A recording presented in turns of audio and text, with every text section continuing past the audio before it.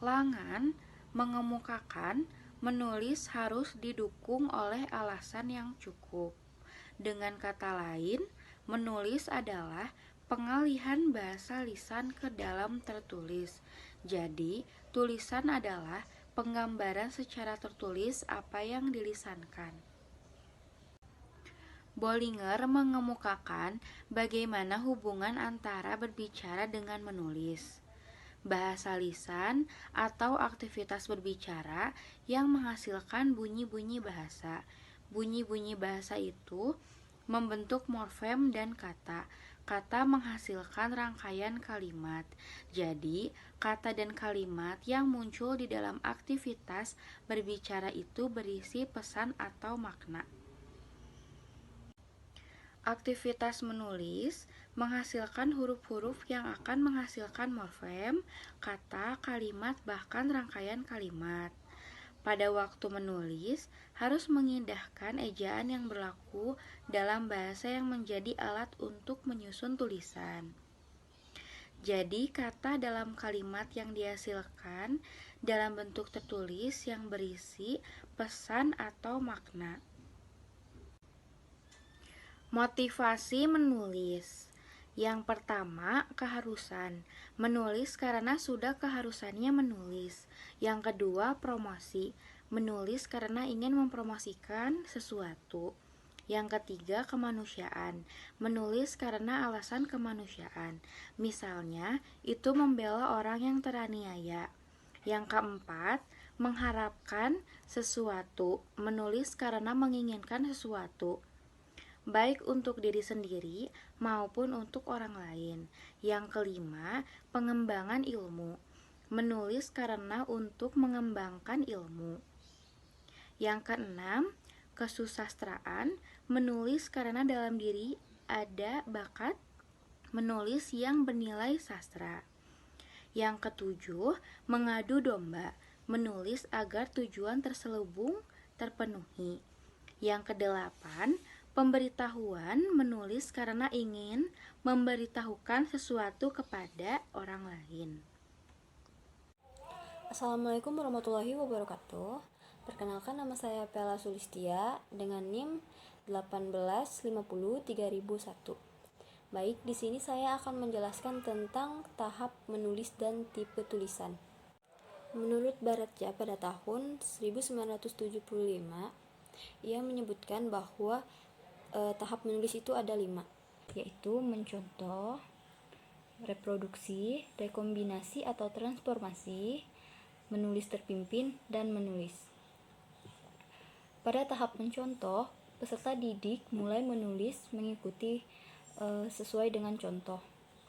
Misalnya, menulis huruf A, B, C, dan seterusnya sesuai dengan contoh. Kemudian pada tahap reproduksi, peserta didik mulai menulis tanpa mengikuti contoh. Dia mulai menulis sendiri tanpa adanya model tulisan yang dicontoh. Yang ketiga, ada tahap rekombinasi atau transformasi. Pada tahap ini, peserta didik mulai berlatih menggabungkan kata-kata atau kalimat-kalimat yang pada awalnya berdiri sendiri dan kemudian digabungkan menjadi kalimat-kalimat yang padu. Yang keempat, yaitu ada tahap menulis terpimpin. Pada tahap menulis terpimpin ini, peserta didik mulai menulis dengan penulisan berupa alinea atau paragraf.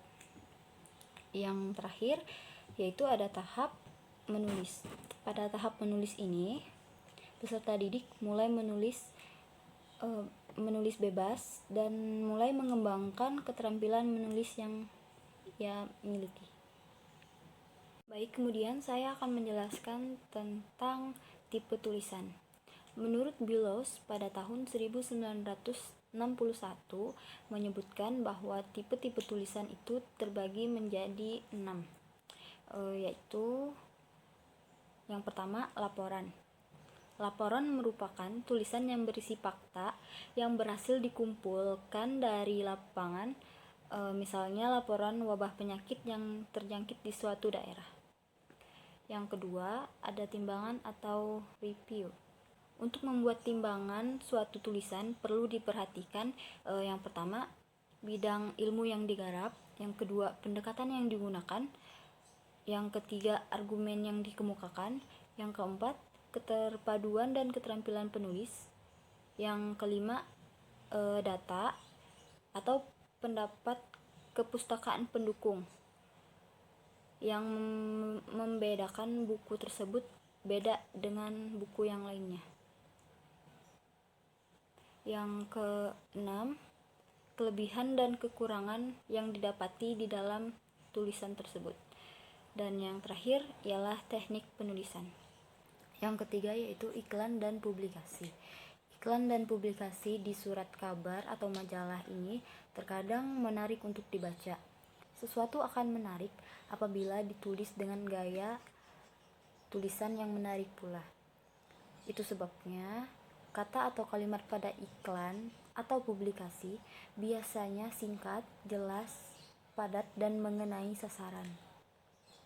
Yang keempat ada artikel. Artikel ini biasanya disajikan melalui surat kabar atau majalah.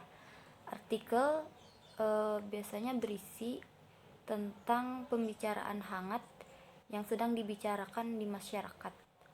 Yang kelima yaitu surat. Surat adalah tulisan yang ditulis dari seseorang untuk orang lain, seperti surat pribadi atau surat dinas. Keberhasilan suatu surat bergantung pada imajinasi penulis mengenai pesan yang hendak disampaikan. Itu sebabnya surat biasanya terbilang pendek, singkat, dan jelas. Dan kemudian yang keenam ada tulisan kreatif. Tulisan kreatif ini merupakan jenis tulisan yang dibuat untuk menarik pembaca. Kemudian Mahmud pada tahun 1976 menyebutkan bahwa tipe tulisan itu terbagi menjadi 5, yaitu eksposisi sederhana, cerita atau narasi, yang ketiga laporan, yang keempat deskripsi, dan yang kelima argumentasi dan opini. Yang pertama, eksposisi sederhana. Eksposisi sederhana ini adalah karangan yang bertujuan untuk menjelaskan informasi tentang sesuatu seperti yang terdapat pada petunjuk penggunaan. Yang ketiga ada laporan. Laporan merupakan suatu bentuk penyajian dari suatu fakta mengenai suatu keadaan atau suatu kegiatan, dan pada dasarnya suatu fakta yang disajikan itu adalah tanggung jawab yang ditugaskan kepada si pelapor. Yang keempat ada deskripsi. Deskripsi merupakan paragraf yang memiliki tujuan untuk memberikan kesan kepada para pembaca terhadap objek, peristiwa, gagasan, dan tempat yang ingin disampaikan penulis secara otentik. Dan yang kelima ada argumentasi dan opini. Argumentasi adalah salah satu bentuk penulisan paragraf atau pendapat dalam sebuah kalimat yang menerangkan sebuah penjelasan, alasan, pembuktian, pro dan kontra sesuatu, sehingga pembaca atau pendengar akan mengerti dan memahami tentang apa yang ditulis oleh penulis. Yang kedua, cerita atau narasi.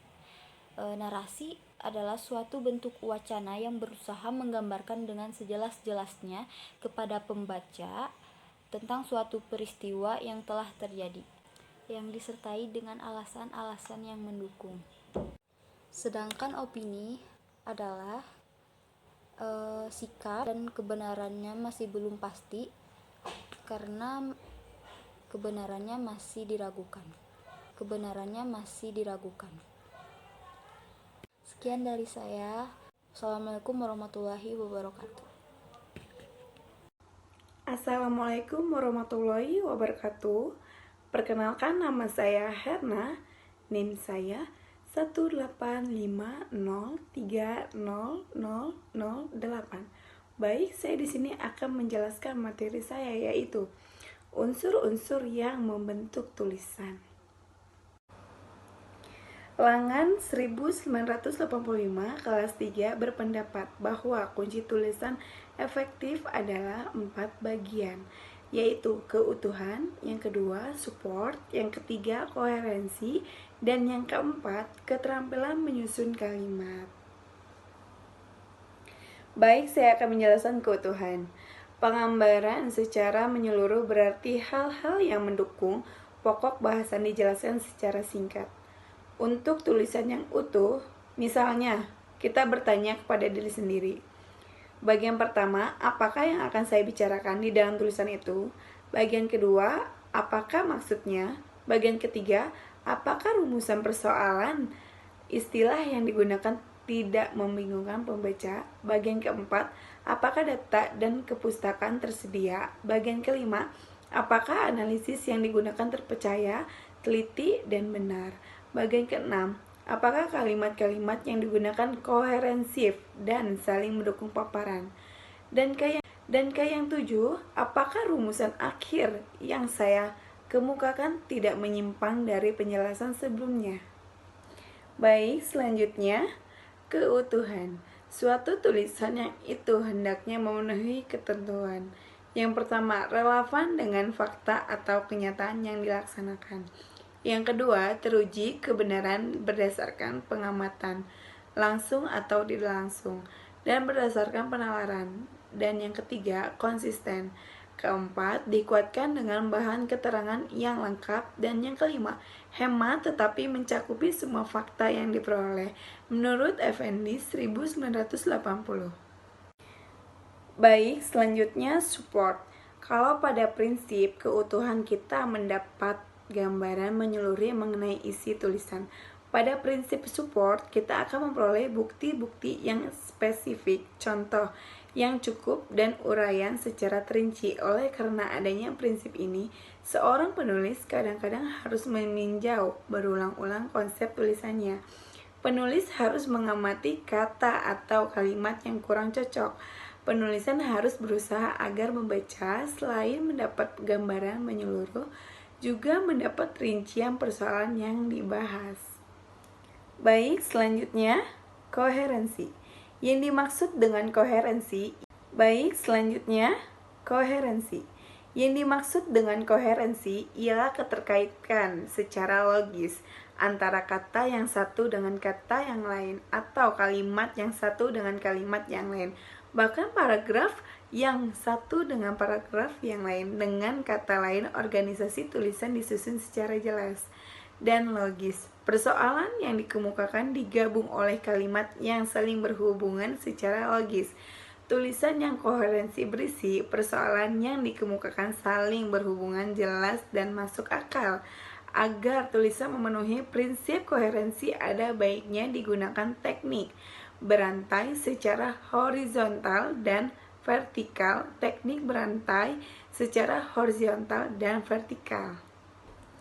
Baik, materi selanjutnya, keterampilan menyusun kalimat. Telah diketahui bahwa suatu tulisan dibangun unsur yang disebut kata dan kalimat. Unsur kata berhubungan dengan keteraturan pemakaian kalimat. Diksi, misalnya, menyangkut penggunaan kata secara tepat sesuai dengan makna. Pembatas pemakaian kata-kata yang tidak pleonastik, tidak rancu. Sekian materi yang saya sampaikan. Terima kasih. Assalamualaikum warahmatullahi wabarakatuh. Perkenalkan, nama saya Indra Agustia dengan NIM 185030004. Kali ini saya akan mempresentasikan mengenai kesalahan menulis. Menulis dalam bahasa Inggris atau writing adalah suatu kemampuan menggunakan bahasa atau productive skill untuk menuangkan ide atau gagasan yang tersusun dengan benar. Kemampuan seperti ini memerlukan tidak hanya penguasaan kompetensi dasar seperti tata bahasa atau grammar dan pengembangan kosakata atau vocabulary, tetapi juga faktor-faktor lain di luar kompetensi ini. Rendahnya kompetensi dasar dan faktor pendukung lainnya mengakibatkan adanya kesalahan-kesalahan dalam penulisan bahasa Inggris yang seharusnya tidak boleh terjadi karena akan mengaburkan arti dan membingungkan pembaca. Kesalahan yang sering terjadi, yang pertama adalah penulisan judul.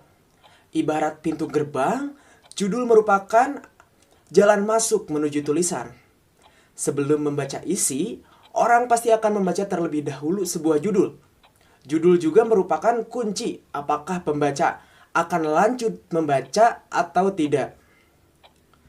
Pentingnya sebuah judul kerap kali masih disepelekan oleh penulis. Banyak penulis yang abai dengan aturan dalam penulisan judul. Misalnya penulisan kata sambung dan kata depan. Begitu. Contoh,